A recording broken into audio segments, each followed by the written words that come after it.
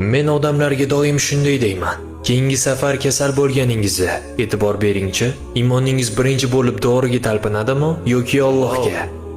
Qarang, Muso alayhissalom bir kuni "Yo Alloh, men betob bo'lib qoldim" dedilar. Shunda Alloh taolo u zotga "Bor, falon barg bor. O'sha bargdan ye" deb buyurdi. Muso alayhissalom borib o'sha bargni yedilar va shifo topdilar. Oradan vaqt o'tib Muso alayhissalom yana betob bo'lib qoldilar. Bu safar u zot nima qildilar?